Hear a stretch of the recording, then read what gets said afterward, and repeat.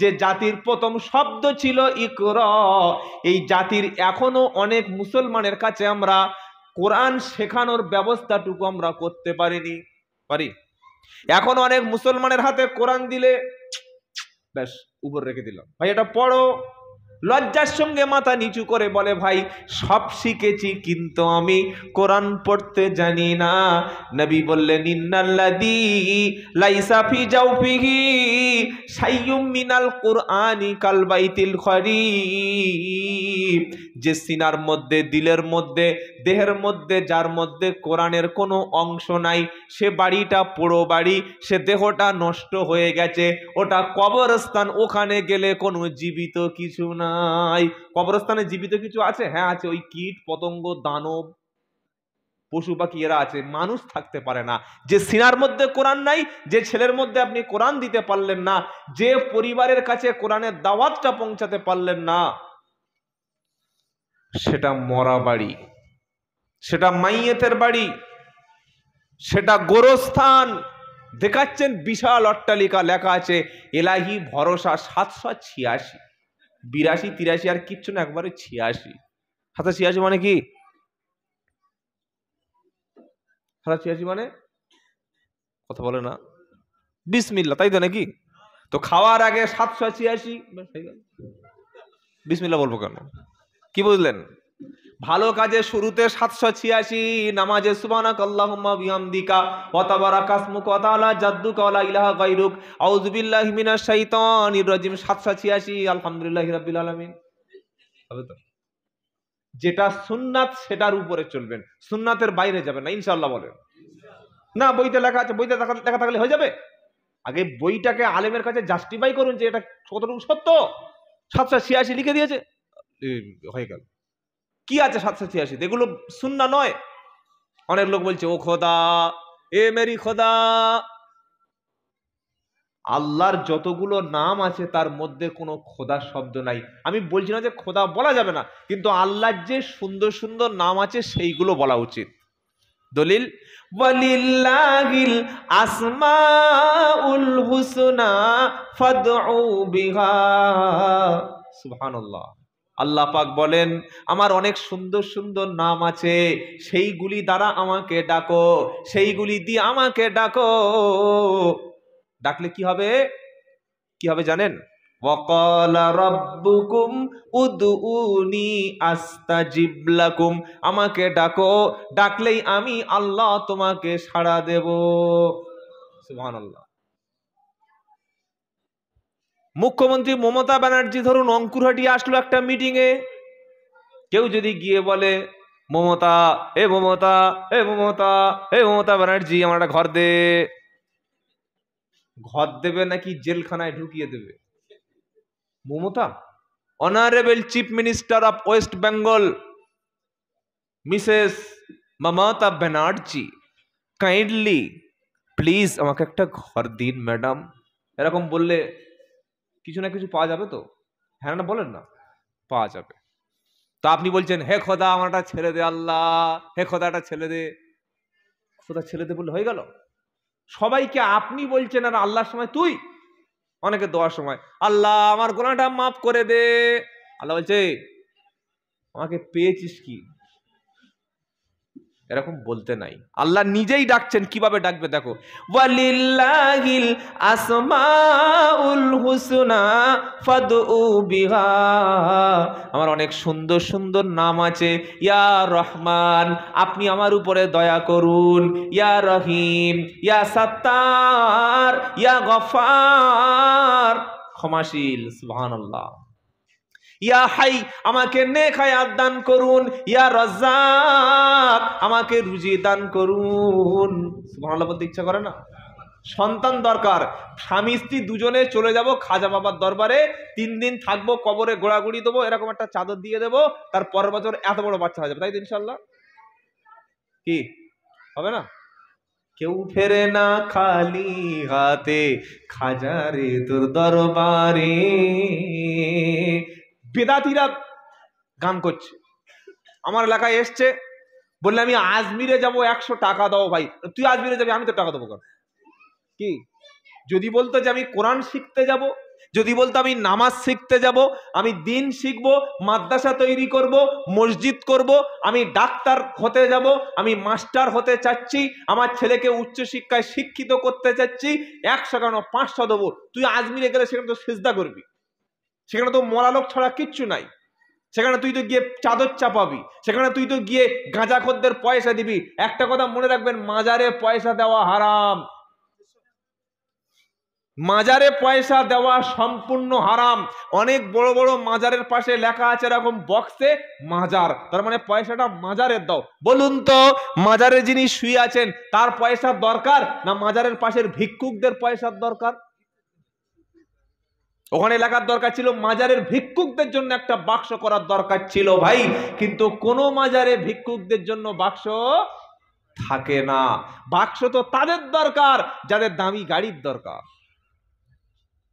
পয়সা যদি দিতে হয়, এলাকার দুস্থ গরিব যারা পড়াশোনা করতে পারছে না, খেতে পাচ্ছে না, অনেক মানুষ আছে জানেন এখনো তার ছেলেকে পড়াশোনা করাবার খরচ করতে পারছে না, প্রচুর মানুষ আছে আছে আপনি দেখলে অবাক হয়ে যাবেন। আমি তো এই বালি ব্রিজ পার হই, অনেকবার দেখেছি বালি ব্রিজ, বালি ব্রিজের পাশে অনেক মানুষ প্রচন্ড কনকনে ঠান্ডায় শুধু একটা চাদর মুড়ি দিয়ে রাত কাটাচ্ছে। হাওড়ায় আছে না, রাত্রেবেলা দেখবেন, আমি বর্ধমানে দেখেছি, মালদা স্টেশনে দেখেছি, ফারাক্কায় দেখেছি, অনেক জায়গা রাস্তার উপরে লোক শুয়ে আছে। তো পয়সার দরকার কার? জীবিত লোকের। কেন কবরে পয়সা দেবেন? সন্তান দরকার। আল্লাহ পাক বলছেন দোয়া করো, রব্বি হাবলি মিনাস সলিহিন, আয় আল্লাহ আমাকে একটা নেক সন্তান দান করো। সুবহানাল্লাহ বলতে ইচ্ছা করে না? এটা বললে আল্লাহ দেবেন, তিনি তো দিতে পারেন, আর দেওয়ার ক্ষমতা কারো নাই। দোকান চলে না, এই রকম বড় একটা জেরক্স করে দোকানের সামনে টাইয়ে দিয়েছে, দিয়ে তাকিয়ে আছে। কিরে ভাই? বললে এই তাবিজটা মাজার থেকে এনেছি, পীর সাহেব বলে দিয়েছে তাবিজ দিলে কাস্টমার ছুটে আসবে। আমি বললাম তাবিজে কাস্টমার যদি আসতো তাহলে মৌলবীরা তাড়াতাড়ি বিল গেটসের মতো ধনী হতো। তাবিজে কাস্টমার কখনো আসে না। কাস্টমার কোথায় আসে? ওটা তো মসজিদ থেকে অ্যানাউন্সমেন্ট হচ্ছে, হাইয়া আলাস সালাহ, এসো নামাজের দিকে। তারপরে মুয়াজ্জিনকে বলতে হয় হাইয়া আলাল ফালাহ, এসো কল্যাণের দিকে, মঙ্গলের দিকে, ভালাইয়ের দিকে, নাফার দিকে, লাভের দিকে। সুবহানাল্লাহ। আসরের নামাজ পড়ো, জোহরের নামাজ পড়ো, মাগরিবের নামাজ পড়ো, সালাম ফিরি আল্লাহর কাছে বলো, আল্লাহ হালাল ব্যবসা করেছি, নেক সন্তান আল্লাহ জন্ম দিয়েছি, আপনি দিয়েছেন, বিবিটাকে পর্দা করি, আল্লাহ আমাকে এতটুকু রিজিক দান করুন যে রিজিকটা দিলে আমি নামাজ 5 ওয়াক্ত পড়বো, যে রিজিকের দ্বারায় সংসার নির্বাহ চালাবো, যে রিজিকের দ্বারায় আমি সৎ পথে থাকবো, যে রিজিক দিয়ে আল্লাহ রাস্তায় ব্যয় করব, যে রিজিক দিয়ে আল্লাহ আমি আপনার সন্তুষ্টি করব। এরকম নেক সন্তান, নেক রুজি নামাজের পরে আল্লাহর কাছে চাইবে যারা, আর হালাল ব্যবসা করবে যারা, আল্লাহ বিনা হিসাবে তাদের রিজিক দান করে দেবেন। রিজালুল্লাহ তুলহিহিম তিজারাতু ওয়ালা বাইউন আন যিকরিল্লাহ ওয়া ইকামাস সালাতি ওয়া ইতাআজ যাকাত ইয়াখাফুনা ইয়াওমান তাতাকাল্লাবু ফীহিল কুলুবু ওয়াল আবসার। 18 পারা প্রথম লাইন 37 নম্বর আয়াত, সূরা নূরের মধ্যে একদম সাফ লেখা রয়েছে মোটা মোটা অক্ষরে, ব্যবসা বাণিজ্য কাজকর্ম, ওই সমস্ত লোকেরা চাকরি বাকরি, ব্যবসা বাণিজ্য, কাজ কারবার, আল্লাহর জিকির থেকে, সলাত থেকে যাদেরকে কখনো গাফেল রাখতে পারে না, তারা নামাজের সময় নামাজ, জিকিরের সময় জিকির, ব্যবসার সময় ব্যবসা, কাজের সময় কাজ, ওরা যে অংশটুকু নামাজের জন্য ব্যয় করলো, ওই অংশটুকুর পরিবর্তে আমি আল্লাহ বিনা হিসাবে রুজি দিয়ে দেব। 501 টাকার বড় ল্যামিনেশন করে ঝুলিয়ে দিয়েছে সামনে, ভাবছে তাবিজে হয়তো আমার ব্যবসাটা উন্নতি করে দেবে। যারা দরবার থেকে বড় বড় কোটো নিয়ে বসে আছে দেখবেন, 12-14টা করে কোটো, কি আছে না? দেখেছেন আপনি? দেখেননি মনে হয়, কেউ দেখেছেন? পীর সাহেবের সামনে বড় বড় 12-14টা কোটো।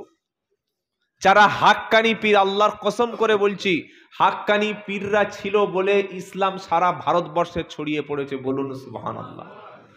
খাজা মঈনুদ্দিন চিশতি রহমতুল্লাহ আলাইহি ছিলেন হাক্কানি ওলি পীর আলেম।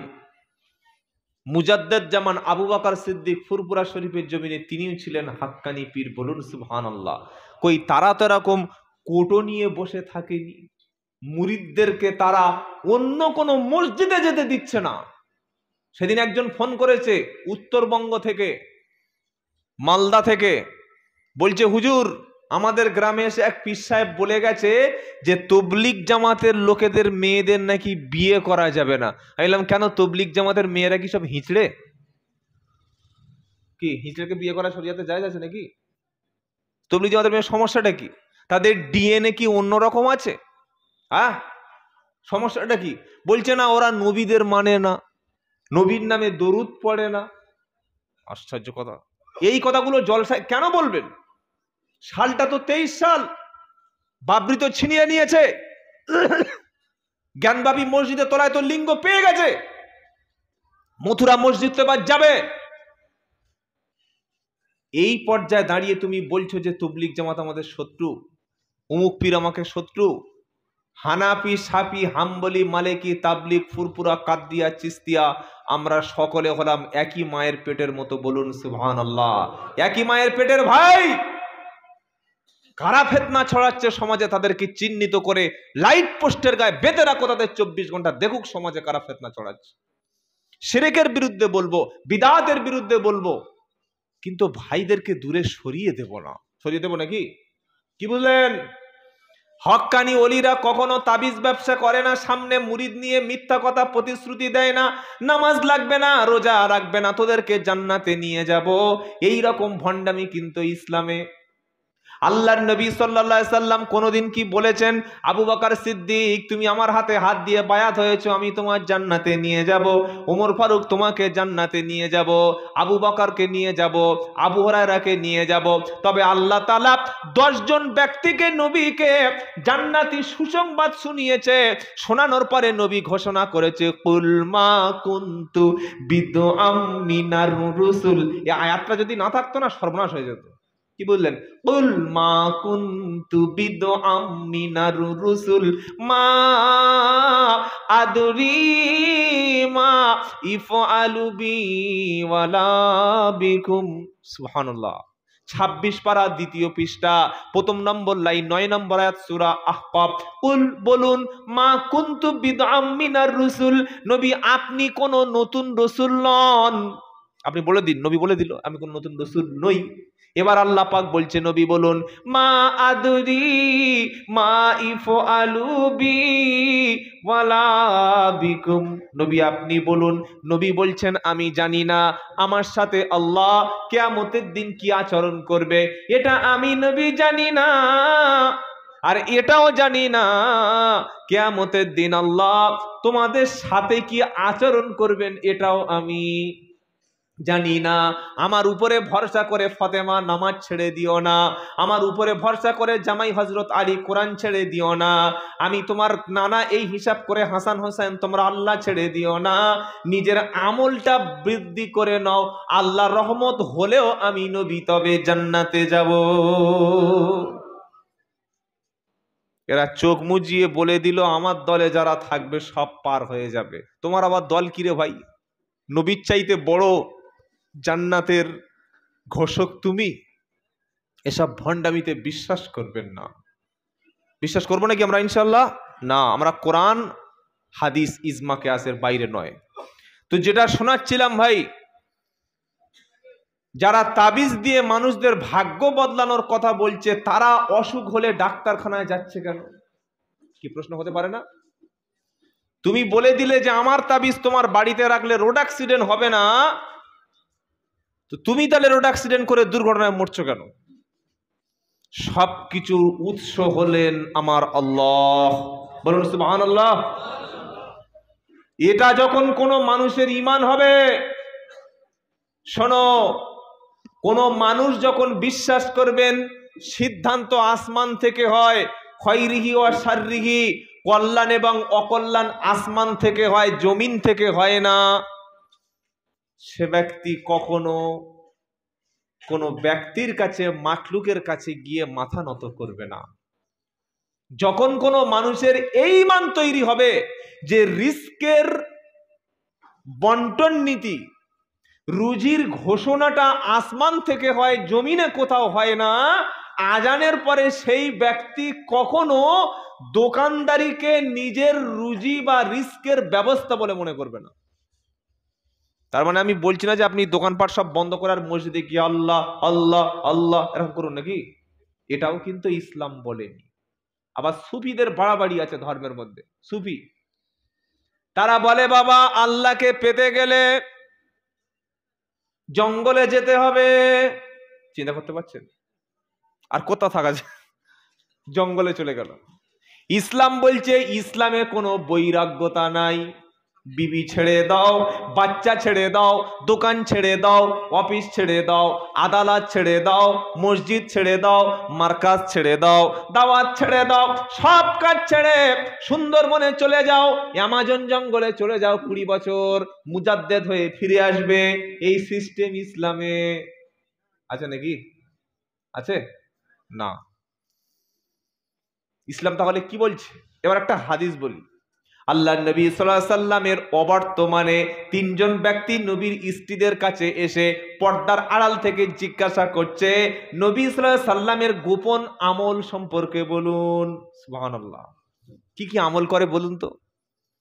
আচ্ছা আপনারা আমাকে কি দেখছেন? একটা বক্তা বা একটা মানুষ ধরুন, তাই তো নাকি? বলেন না, মানুষ।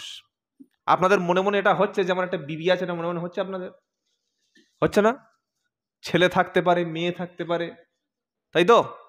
আমারও একটা সংসার আছে, এটা মনে মনে হয় না? এটা কখনো আপনাদের মনে মনে চায় না যে যাদের আমরা অনেক ভালোবাসি বা শ্রদ্ধা করি, বা আমাদের ইমাম সাহেবের ওনার বিবির মুখটা একটু কেমন দেখলে ভালো হয়? মনে মনে হয় না কোনোদিন? কোনোদিন হয়নি? বা এই ব্যক্তির গোপনের খবরটা একটু জানার চেষ্টা করে, মনে মনে হয় না? আপনাদের না হতে পারে, কিন্তু যাদের পিছনে শয়তান উস্কানি দিচ্ছে তাদের তো হতে পারে, হয় না? ইমাম সাহেব তো খুব বক্তব্য দিচ্ছে, ইমাম সাহেবের ঘরটা একটু দেখে আসি, মনে হয়নি কোনোদিন? ইমাম সাহেব রাতের বেলা বাড়িতে গিয়ে বিবির সঙ্গে কেমন আচরণটা করে, তার পরিবারের ব্যাকগ্রাউন্ডটা কেমন, পার্সোনাল লাইফটা কেমন, এটা কোনোদিন মনে মনে হয় না? আপনাদের না হতে পারে, কিন্তু শয়তান ধোঁকাটা দেয় তো। 3 জন ব্যক্তি গেছে নবীর পার্সোনাল লাইফে ইন্টারফেয়ার করতে, গিয়ে প্রশ্ন করলেন, হে আল্লাহর নবী রিস্টি আপনি বলুন, আল্লাহর নবী সাল্লাল্লাহু আলাইহি সাল্লামের গোপনের আমলগুলো বলুন, নবী কি কি করেন। নবী রিস্টি বললেন, তোমরা যেমন নামাজ পড়ো নবীও তেমন নামাজ পড়ে, তোমরা যেমন কোরআন পড়ো নবী তেমন কোরআন পড়ে, তোমরা যেমন রোজা রাখো নবীও তেমন রোজা রাখেন, তোমরা ঠিক যেমন ব্যবসা করো আমার রাসূল সাল্লাল্লাহু আলাইহি সাল্লাম তিনিও একইভাবে কাজ কারবার করেন, তিনি বেকার তিনি বসে থাকেন না। 3 জন ব্যক্তি কথাটা শুনে তারা বার হয়ে আসার আগে 3 জন ব্যক্তি 3টে সিদ্ধান্ত নিল। প্রথম ব্যক্তি বললেন, নবী তো তিনি নবী, আল্লাহ তার আগের পরের সব ভুলগুলো অপরাধগুলো ক্ষমা করে দিয়েছেন। সুবহানাল্লাহ। তো তার নামাজের সঙ্গে আমাদের নামাজকে জাস্টিফাই করলে হবে না, আরো বেশি নামাজ পড়ব। নবী নামাজ পড়েন, কিন্তু আমি আজ থেকে নিয়ত করছি, শপথ করছি, সারা রাত আর কখন ঘুমাবো না, সারা রাত আমি নামাজ পড়বো। কারণ আল্লাহর নবীর নামাজ, তিনি তো রসুল, তিনি তো নবী, তার চাইতে বেশি নামাজ আমাদেরকে পড়তে হবে। নবীর নামাজ আর আমাদের নামাজ এক করলে হবে? নবী তো আল্লাহ একদম মনোনীত বান্দা, কিন্তু আমি তো পাপী, আরো বেশি বেশি নামাজ পড়বো। আর জীবনে কখনো বিছানায় ঘুমাবো না, সারা রাত নামাজ, সারা রাত নামাজ, সারা রাত নামাজ পড়বো। দ্বিতীয় ব্যক্তি বললেন, আমি আজ থেকে কখনো আর কখনো দিনে রোজা কাজা করব না, প্রত্যেক দিন রোজা রাখবো, সারা দিন রোজা রাখবো। তৃতীয় ব্যক্তি বললেন, ভাই তোমরা দুজনে যা বলেছো আমার সিদ্ধান্ত আলাদা, আমি আজ থেকে আর কখনো জীবনে বিয়ে করব না। কি করব না? কি করব না বলুন না? বিয়ে করব না। কি সিদ্ধান্ত দেখো! একজন বলল নামাজ সারা রাত পড়বো, আরেকজন বলল সারা দিন জীবনে আর রোজা কাজা করব না। থার্ড পারসন, তৃতীয় ব্যক্তি বললে আমি কখনো আর বিয়ে করব না। এবার বলুন, এই অঙ্কুরহাটির সমস্ত মুসাল্লি যারা আছেন, নামাজিরা যারা বসে আছেন সবাই যদি বলেন জীবনে কোনোদিন রোজা কাজা করব না, সারা রাত জেগে থাকবো, নামাজ পড়বো, আর জীবনে কখনো বিয়ে করব না, উম্মত থাকবে তো? বলেন না। আজ থেকে যদি আমরা সকলে শপথ নিই জীবনে রোজা কাজা করব না, সারাদিন সারাদিন রোজা করব, অফিস আদালত কাজ কারবার ব্যবসা বাণিজ্য চলবে? এই জন্য ইসলাম সারা বছর রোজা রাখতে বলেনি। আবার কোনো ব্যক্তি যদি বলে সারা রাত মসজিদ একদম কাঁপিয়ে দেবো লাইলাতুল কদর মতো, বিছানায় ঘুমাবো না, বিবির দরকার নাই, বাচ্চার দরকার নাই, বাঁচা যাবে? শরীরের হক আছে না? কেউ যদি বলে বিয়ে করব না, এটাও কিন্তু পরিপূর্ণ ইসলাম নয়।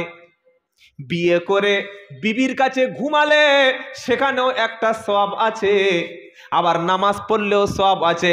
এবার এই কথাটা যখন আলোচনা হচ্ছেন সেই সময় আল্লাহর নবী তখন নিজে ঘরে ফিরে আসছেন, এসে বললেন সাহাবারা তোমরা তিনজনে কি এই রকম কথা আলোচনা করছিলে? শোনো, আমি নবী তোমাদের চাইতে বেশি ভয় আমি আল্লাহকে করি।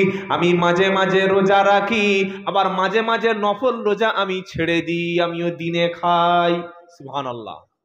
আমি সারা রাত কিন্তু নামাজ পড়ি না। ইয়া আইয়ুহাল মুজাম্মিল কুমিল লাইলা ইল্লা কালিলা নিসফাহু আও ইনকুস মিনহু কালিলা আও জিদ আলাইহি ওয়া রাত্তিলিল কুরআনা তারতিলা। হে আমার প্রিয় মুজাম্মিল চাদরওয়ালা, রাত্রেবেলা উঠে পড়ুন, কিছু অংশ বাদ দিয়ে, অর্ধেক অথবা তার চাইতে কিছু অংশ বাদ দিয়ে আপনি নামাজে দাঁড়ান।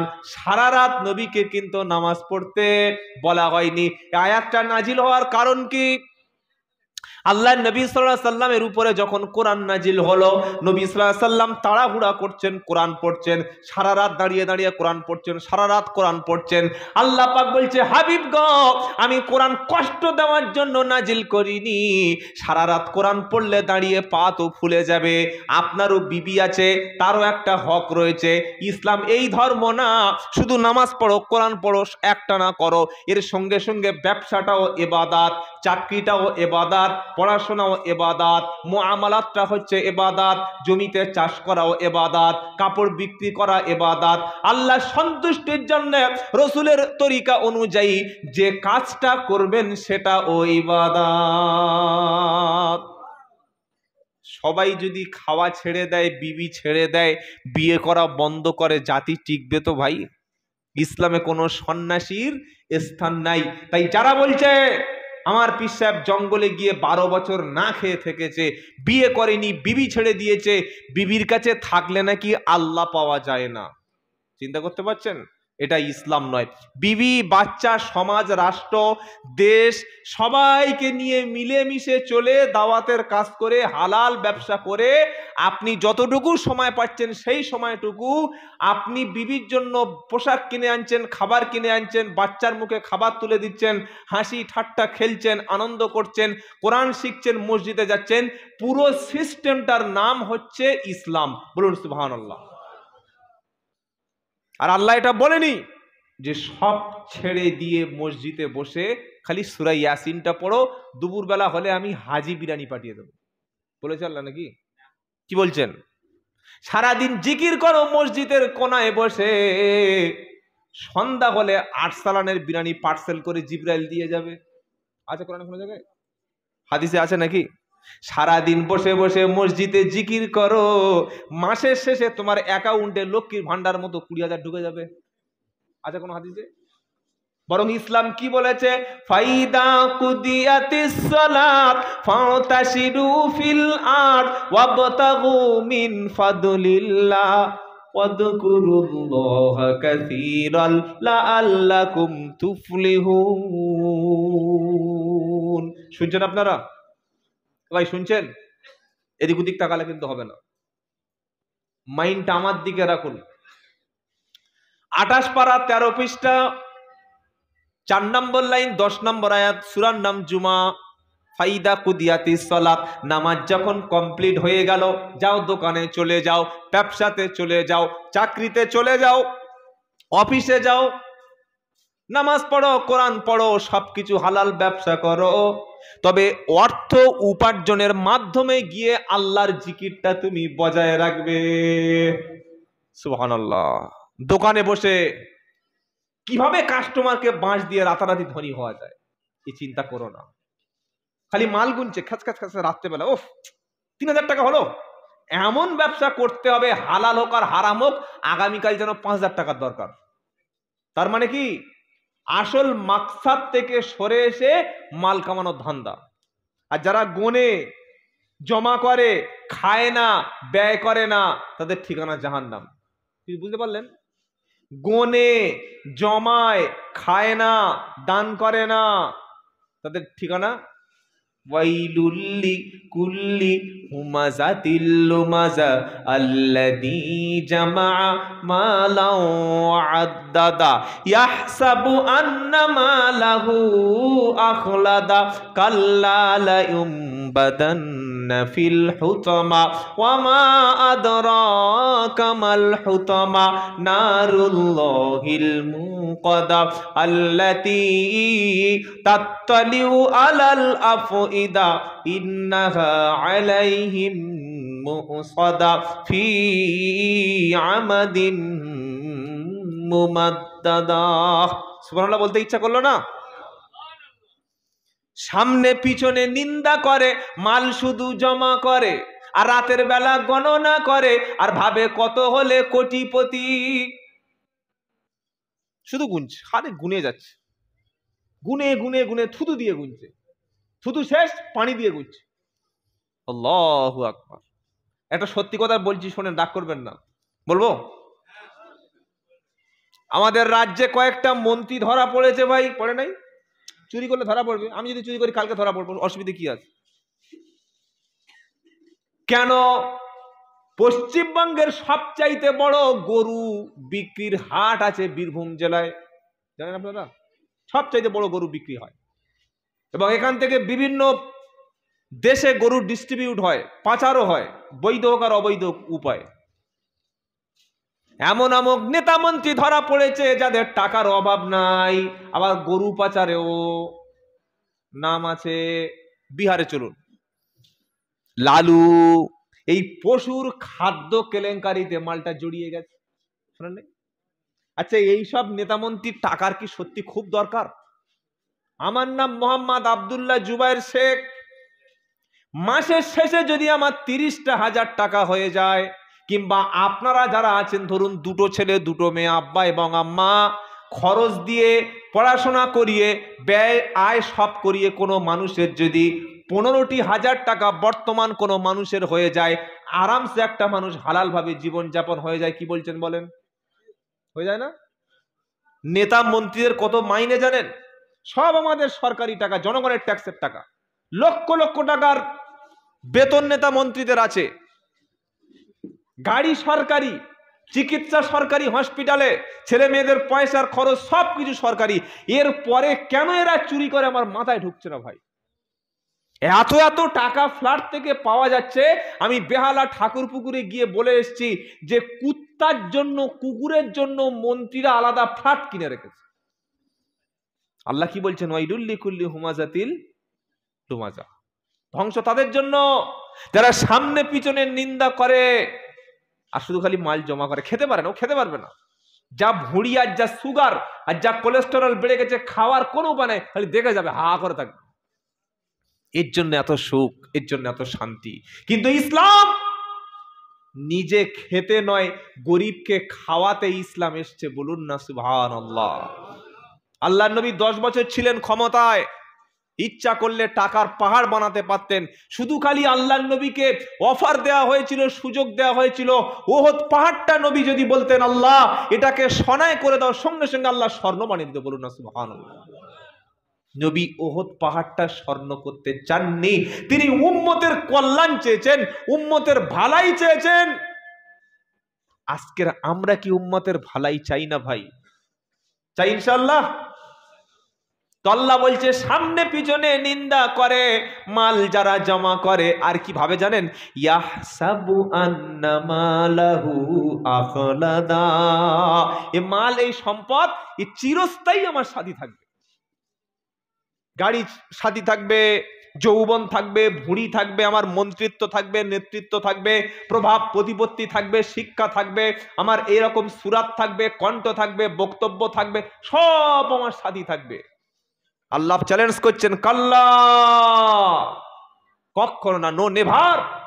আল্লাহ যখন বলবেন নো নেভার, তার চাইতে বড় আর কেউ আছে নাকি? আচ্ছা, আমার কথা বুঝতে পারছেন? বান্দা বলছে মাল চিরদিন থাকবে, আল্লাহ বলছে কাল্লা না। দেখো ফেরাউনের জায়গাটা দেখে এসো, নমরুদ দেখে এসো, ডব্লু বুশকে দেখে এসো, বিল ক্লিন্টনকে দেখো, যারা তোমার আগে তোমাদের আগে রাজত্ব করতে এসেছিল তাদের দেখে শিক্ষা নাও। বুদ্ধদেব বাবু এখনো হায়াতে বেঁচে আছে নাকি শহীদ হয়ে গেছে? কথা বলেন, আছে না? তার আগের মুখ্যমন্ত্রী যিনি ছিলেন আমাদের বাংলার জমিনের নাম কি? জ্যোতি বসু রহমতুল্লাহ আলাইহি, তাই তো নাকি? ইন্না লিল্লাহ। বুদ্ধদেব বাবু কি বিশাল পাওয়ার ছিল, আজকে শুয়ে আছে, দেখার লোক নাই। আরেকটা নেতার নাম বলছে আমাদের ভাঁড়, মানে সবাই জানেন পৃথিবীর সবচাইতে শান্তিপূর্ণ জায়গার নাম ভাঁড়, তাই তো? হাসছেন কেন? সবচাইতে শান্তির জায়গা। এই ভাঁড়ের জমিনে একটা নেতা ছিল, নাম হলো আব্দুর রাজ্জাক মোল্লা। নাম শুনেছেন? শোনেন নাই? শওকত মোল্লা নয়, আব্দুর রাজ্জাক মোল্লা। রেজ্জাক মোল্লা নাম শোনেন নাই? যার একটা ডাকে 100 ছেলে চলে আসতো রাস্তায়, বাঘ আর ছাগলকে একই ঘাটে পানি পান করাতো, মালটার নাম রাজ্জাক মোল্লা। জীবনে হাসি নয়, জীবনে কখনো হারেনি, 7বার জিতেছে, ছেলেগুলা পেয়েছেন। এই নেতা আজকের অবস্থাটা একবার দেখে আসবেন। ভাঁড় এখান থেকে বড় জোর 200 টাকা খরচ হবে, এমন অবস্থা, তার দিকে দেখার কোনো লোক নাই। এটা হচ্ছে পৃথিবী ক্ষণ